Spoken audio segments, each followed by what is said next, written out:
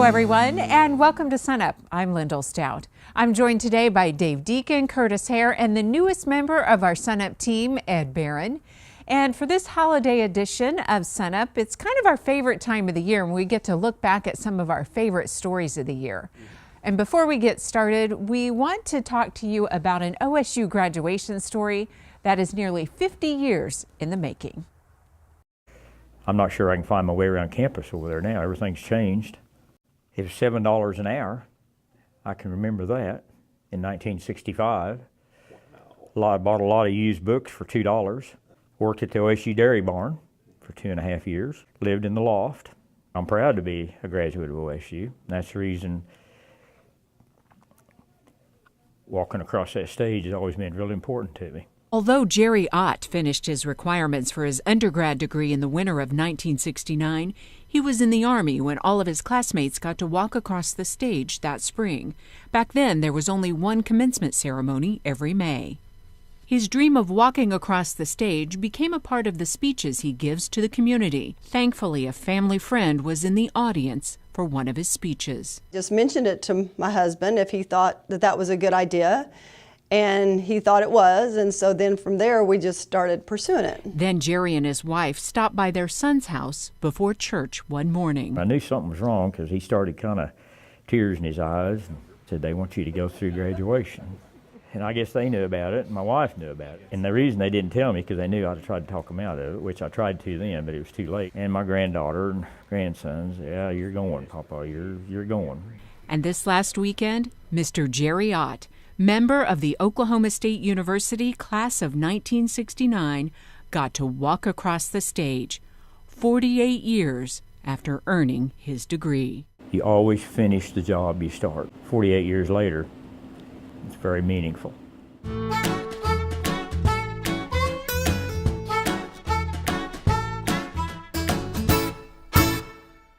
We're just a few hours before the time when Santa's going to be loading that sleigh and heading out on that big long journey around the world on Christmas Eve. Now, being a scientist, I got curious about how this actually happens. How does those reindeer help Santa get all the way around the world and deliver those toys to good little boys and girls? So I started looking up some facts about reindeer.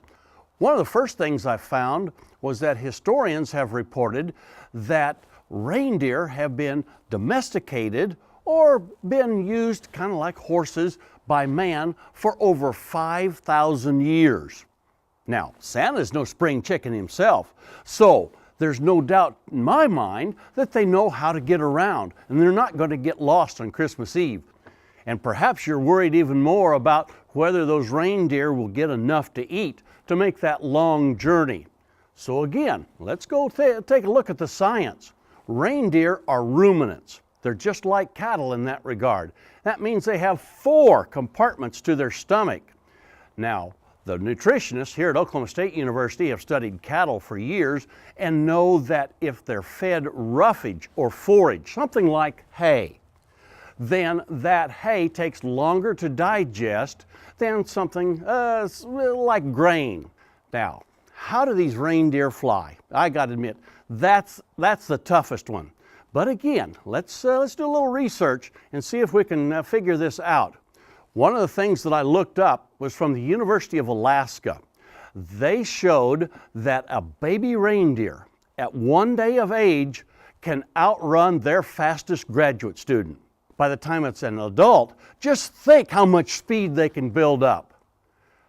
Reindeer are not like our white-tailed deer we have here in Oklahoma. These reindeer have antlers that are at least about 4 feet long when they're full grown. Each reindeer has 2. Each one of those is 4 feet long, so every reindeer has 8 foot of antler span. Now, Santa's going to use 8 reindeer on a clear Christmas Eve. He's going to use Rudolph, makes 9 if it's a foggy Christmas Eve. That means that there's someplace between 64 and 72 feet of antler span that they can use to get the lift to get them up off the ground.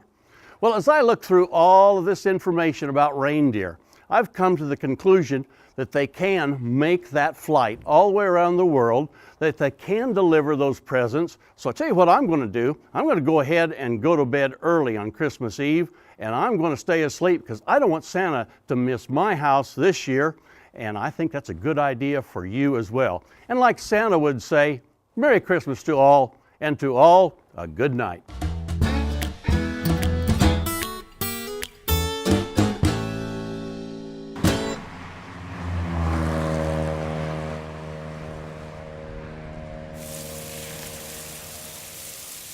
A mile or two outside of downtown in North Tulsa, you'll find something out of the ordinary for a part of the city known for poverty and boarded up buildings. A farm. It keeps away insects too, so it's a natural defense. This is Katie. She's taking advantage of the cooler weather the rain brought to pick some tomatoes. We grow a little bit of everything. We kind of follow the season. We do have hoop houses, so we're able to grow lettuces and kales and things like that throughout the winter. Katie moved to Oklahoma in 2009, and about 3 years ago, her and her partner Scott moved on about 5 acres of land in North Tulsa. If it seems odd to start a farm in an urban area, let alone one of the more poverty-stricken areas in the city, it's not for Katie and Scott.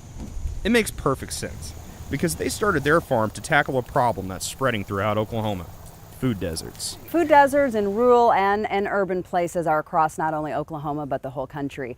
The issue with urban areas is the lack of transportation is number one. If you don't have a car and the nearest grocery store is 10 miles away, it's really hard to walk to that grocery store.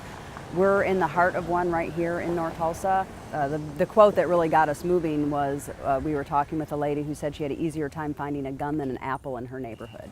Katie came up with an ingenious idea. If communities don't have access to grocery stores, why not bring a grocery store to the communities?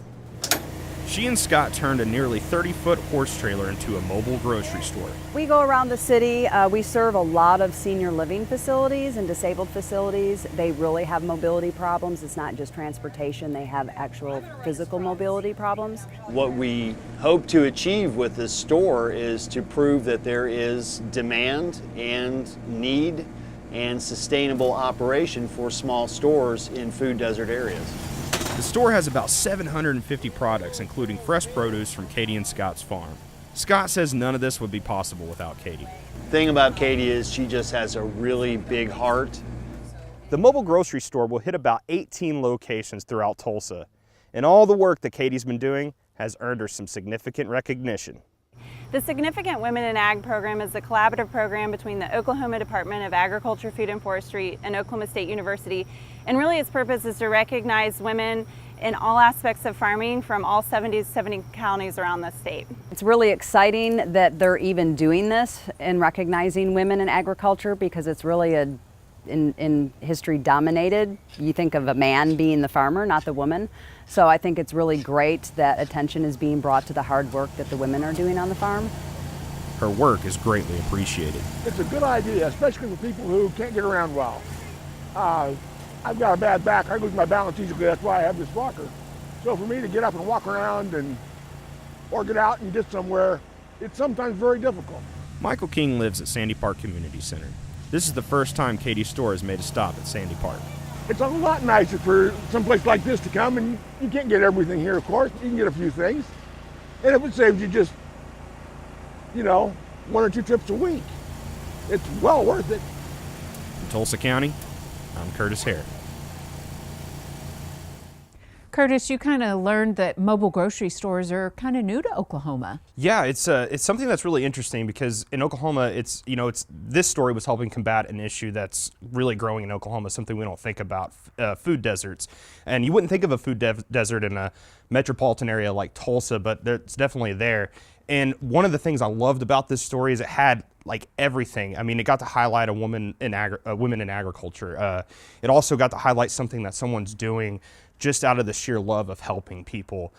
She had a pretty successful career in another field and just completely left that behind to start this little farm out in North Tulsa. So it was a really, really great story, and I really enjoyed every minute I got to work on it. All in the name of service, of course. Thanks, Curtis. And now a word from our Vice President, Tom Kuhn. Hi, I'm Tom Kuhn. One of the greatest things about this time of year for me is the tradition of gift giving. As a child, I was thrilled to wake up on Christmas morning and find the mountain of gifts underneath the Christmas tree, knowing that some of those gifts would be for me.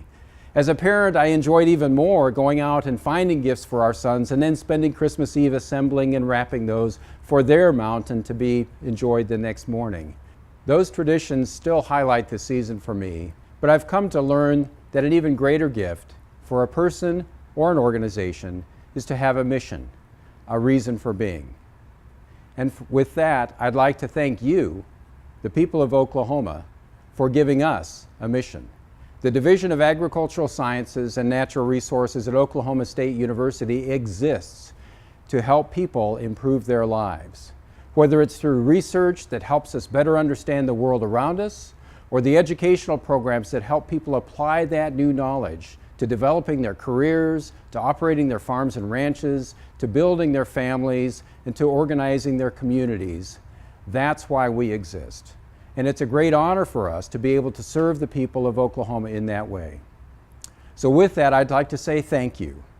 I hope you have a happy holiday season, and I hope you have a fulfilling new year. We'll see you again soon. We're here in Hydro, Oklahoma at P-Bar Farms. We share our farm with thousands of people each year with agritainment. We have pumpkin patch, petting zoo, laser tag, haunted maze, all of those things, and everybody's got a different favorite.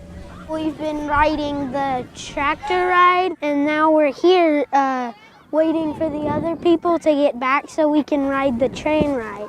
Before doing this, we were wheat, peanut, and cattle. We started the corn maze in 2001.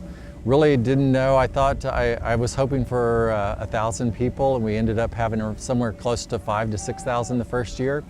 And by year 3, it was continuing to grow, and my father-in-law and I just saw the need that it was time to kind of shut down the family farm as far as conventional farming and take new direction into agritourism. Agritourism provides farmers and ranchers primarily another source of income, so it's a way of diversifying income. But it also has a secondary benefit of providing education opportunities, again, for people who either didn't grow up on farms or have lost that farm connection. So it's really just an alternate strategy, much like second crops and the winter grazing and those kind of activities are to the farmer.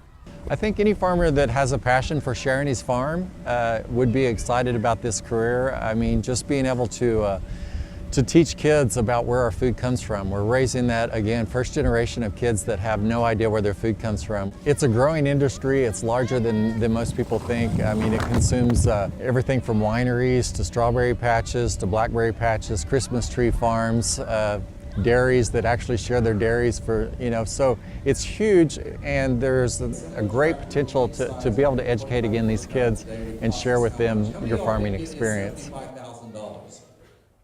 The corn maze was really a lot of fun, but it was sure windy that day. Yeah, it was so windy we couldn't even fly the drone. There was a lot of kids running around. It was pretty crazy, but a lot of fun. And one of the most fun shots I think that you got was going down the slide with the camera. Talk about that. Yeah, the kids were pretty happy to see a grown man going down the slide, but it was all in good fun. And another one of our big stories this year, which was very popular on social media, was actually our James Washington story. Yeah, James Washington, he had an incredible year. He was, definitely one of the best wide receivers. Actually, was the best wide receiver in the country. He was awarded the Blitnikoff Award a couple weeks ago. And he also has like a really big tie to agriculture. Which is something a lot of people didn't know. Obviously, it resonated with our audience and with a lot of other people, and we really enjoyed getting to know that side of him. Let's take a look at that story. One of the best wide receivers in college football and likely top NFL draft choice is country at heart from the small town of Stamford, Texas, north of Abilene.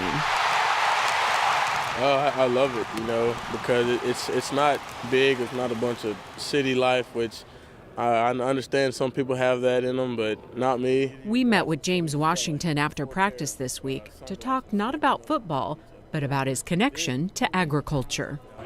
I enjoy, going out to farms and hunting and fishing with guys and just getting to be one with nature sometimes. It's pretty special, isn't it? It is. I enjoy every minute.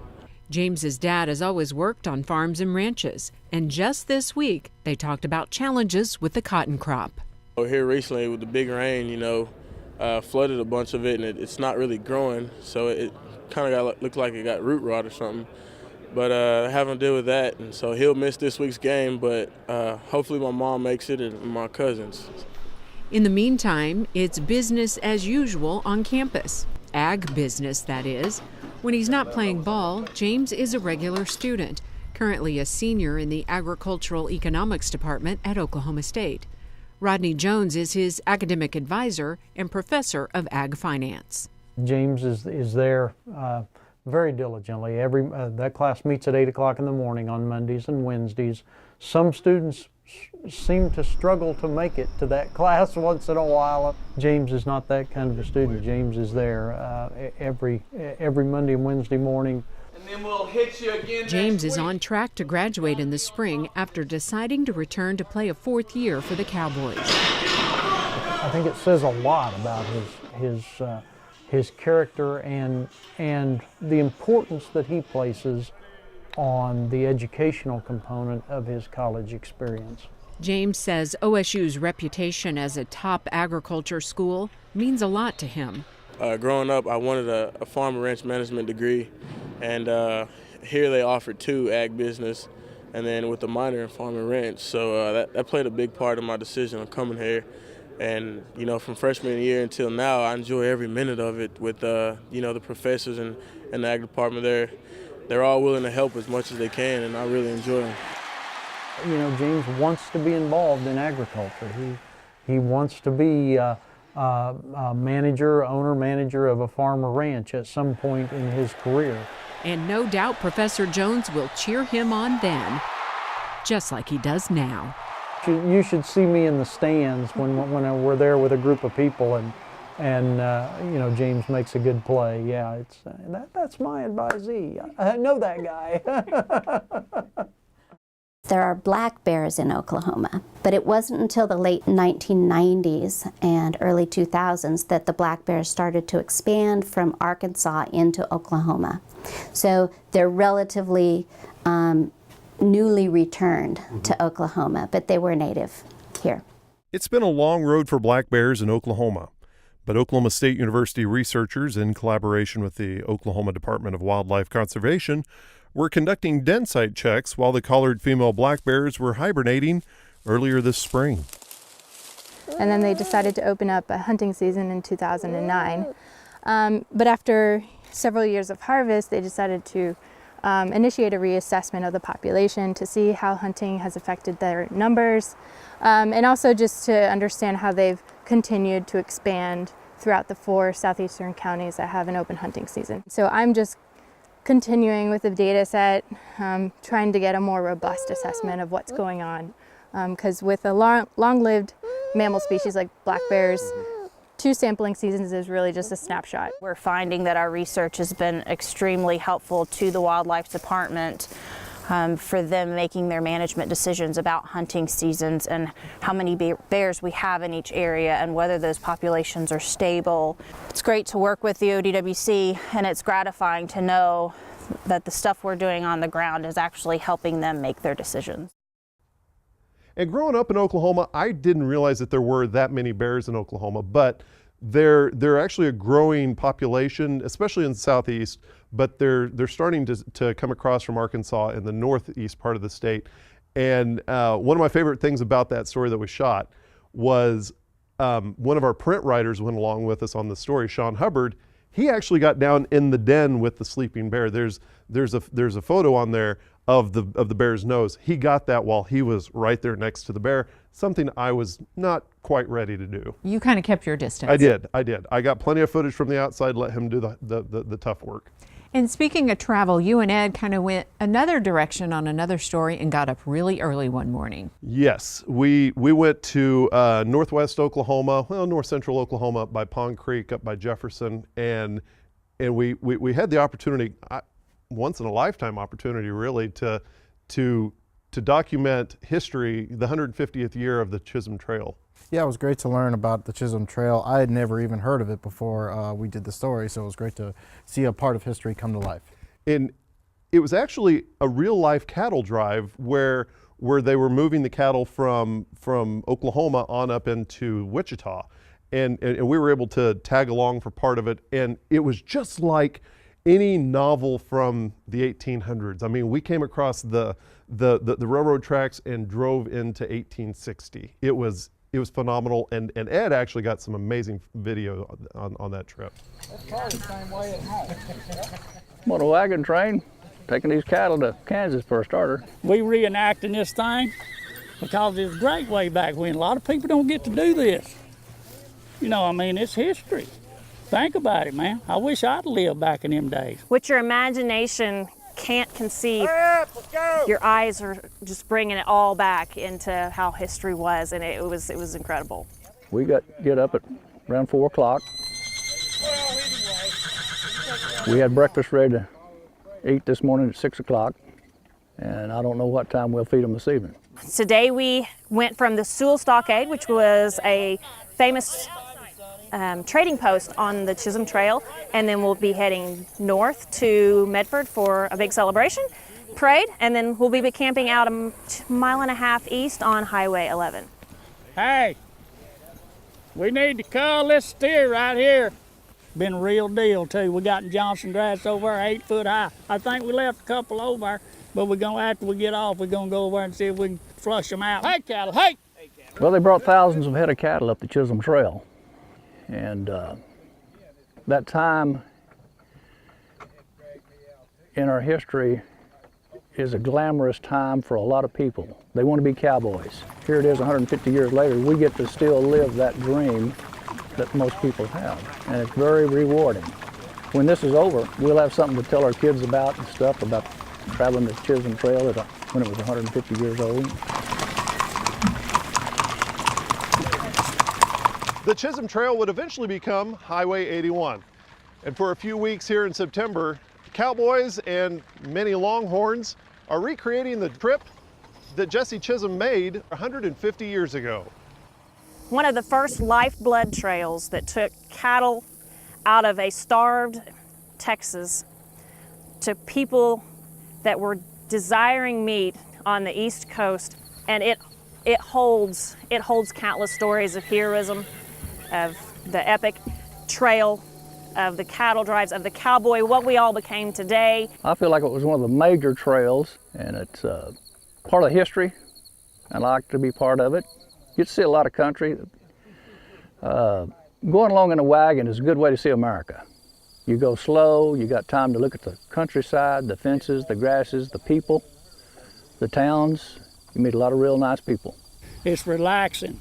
You know, the world today, you know, it's zip, zip, buzz, buzz, you know, and you can do something like this on a half-broke horse. That's living. You get a horse back, you're halfway to heaven. It holds countless stories of heroism, of the epic trail, of the cattle drives, of the cowboy, what we all became today. The roughly 800-mile trail Jesse Chisholm pioneered 150 years ago took up to 2 months to complete, from southern Texas to the railheads in Abilene, Kansas. These riders will finish their 90-mile trek over prairie, crop, asphalt, and county road in about 10 days. You get to ride with these people? My land, that's worth a lot. But their romance for a foregone way of life is burning hotter than ever. My name's John Wayne. From a Grant County road, somewhere between Jefferson and Medford, I'm Dave Deacon. We hope you've enjoyed taking a look back at some of our favorite stories of the year. And that just about does it. But before we go, we want to take a look back at some of our favorite outtakes of the year, and there are definitely some funny ones. From all of us here at SUNUP, we wish you and yours a very happy holiday season. We'll see you later. Happy holidays. I have a space bubble. I've noticed. Then you take those other things out, like, I'm sorry, we're going to start all over, aren't we? Okie I hope dokie. you got your stamina today. My who? Yes. In 3, 2, 1. Two guys with beards are going to explain the cattle markets today. So yeah. This is a little uncomfortably close, Misha. Work it. Dippity-doo. We'll we'll see you again soon. Yes, ma'am. Thank you for coming. Now, that probably wasn't the Can we best do that again? ending. Yeah, let's do what? Okay. Hello, everyone, and welcome to SUNUP. Over the past few years, we've noticed that it is not the world wheat crop that we've always known and everything and such. And yeah, so therefore, I agree with that. It's just perfect. You like that? Yes. Let's try another one. Yeah. All right, we're talking ovens. Let's go, people. Tim? No, just kidding. In 3, 2. Now I'm out of breath. This is it, finally. Gotta be a butt about it, jeez. So everything about them is sort of grand. Let's restart this. Okay. Horse is pooping right behind you. I mean, right behind Sorry. We're here with Daryl Peel while our livestock. Too many E's and Yeah, L's. Daryl Peel. Canola. Thank you. Thank you. Is that what this is? Yes, and arms up and plie. Beautiful. We'll call this the canola I'm too fat to choreography. do ballet. All right, thanks, Daryl. Thanks a lot, and we'll see you again soon. Yes.